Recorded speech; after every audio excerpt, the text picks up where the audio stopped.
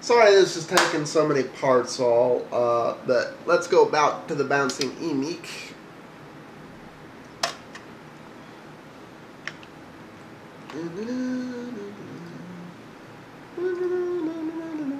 Need to worry about anything afterwards. No need to spend 10 hours reading documentations before installing something. Those who criticize Windows and Apple have one strong argument in common. You know, it's the security risk of Windows, which I believe is the big advantage of Apple. You ever think... Okay, see, and I agree, but here's what I think the big advantage of Linux is. This little tool here that I opened up, in my case it's Synaptech, but what it is something called a package manager. There are many of them. I think Ubuntu uses Synaptech also, but you know, there's 4 or 5 good package managers. For those of you who don't know what a package manager is, it's a list of packs. As you see, there's a whole bunch of things I don't have installed. On a Mac, part of the reason OS X is so stable is because everything goes through the Apple development team's eyes and has been tweaked specifically for the Apple OS so that things don't contradict. Any good user-friendly Linux OS comes with a good package manager in which 99.9% of the things you need to do, all you need to do, well, first it helps if you type correctly, is search for it. And you'll get the various packs. Like right here, here's a YouTube downloader. It's, you know, it's in the more refined search you'll do, the better. If you know what you're looking for,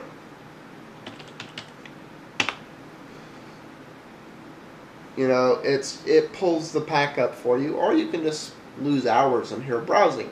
These are all made specifically tweaked in every way they need to be for this distro. However, unlike a Mac, if I'm more adventurous and I'm willing to risk screwing up my system, like Windows users, I don't have to just use this.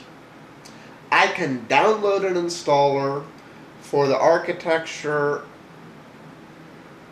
mine is based on and load it. And I actually have some.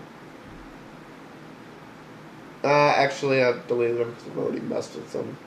No, it was the other machine I had crossover on, so never mind, I don't have it at my disposal. But Linux has installers, just like Windows has exe and Mac has, okay, I can't remember off the top of my head what the OS X installer extension is. In Linux, they're usually one of two things. They're usually a .deb or an RPM. This particular distro uses an RPM installer, which extract and do all the things for you. So it's not super hard to do that. But, you know, it's what do you want to do? If you want to just, like I said, 99.95% of people just use the one in your package manager. If you want to go outside the package manager, you're going outside the pre-approved limits of the distro, and, you know, as long as you know what you're doing, you're fine, but if you get lost, it's not. And the package manager tends to, any good, well-developing distro, continue to incorporate all the new stuff. On average, I get about 40,000 new packs. That's just under 40,000 new applications being added in a calendar year. Apple doesn't have that kind of development going on. Windows does. And I can try it before my distro has looked at it and approved it. And if there's some compatibility issue that my distro needs to make a tweak for, well, I can screw up my system, or I can just patiently wait, and it'll come. So, in that respect, Linux is also better than OS X because I'm not stuck in the cage of my OS unless I want to be. With Apple, you're stuck in the Apple cage, and even if there's something useful outside of it, you have to wait on Apple. I don't have to wait on the OS development team.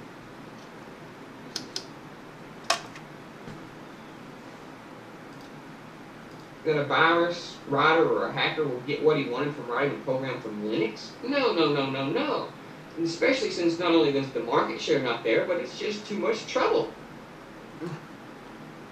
Most open source softwares collapse at the end simply because they don't have enough money or resources to plan themselves for the future.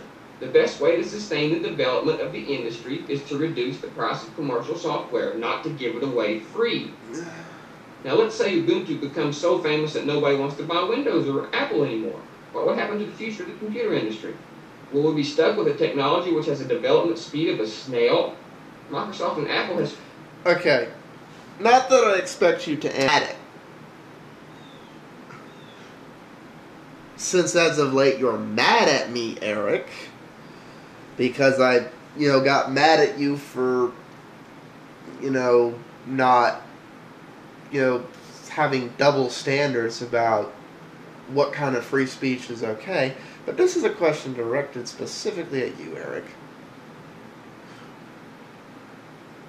What is it that you think's developing at a snail's pace in the open source community? How is having innovations that are superior to OS X, how is developing quicker and in every way possible a snail's pace? You say you don't bash on Linux, but then you come in here and say all these lies about it to make OS X look better. Because in all the ways that Apple's marketing department tries to sell OS X, Linux is equal to or better. I'm not saying that in some ways OS X isn't better. Hell, in some ways Windows is better, and in some ways Linux is better. It just depends what type of computing you're trying to do. But it's developing quicker, not slower. Anyways, back to the babbling Emeek. Spent many years and millions of dollars, thousands of software engineers to jump from, Tiger to Leopard or XP to Vista or Vista to Windows 7. In my point of view, Windows 7 is one of the better operating systems coming out of Microsoft today. I agree with that. Take open source community, which is kind of sad. I mean, the fundamental issues of open source software is usually a bad user interface. If you've ever used Linux, you'll experience the troubles that you might go through unless you have some good knowledge in computers. The problems with open source... Okay, I'm going to go ahead and stop there because I'm coming up on time, and that's a topic that's going to take a little bit to cover. But in the next part, we'll finish up this video and primarily that point about the bad UIs when it comes to Linux. Peace out, all.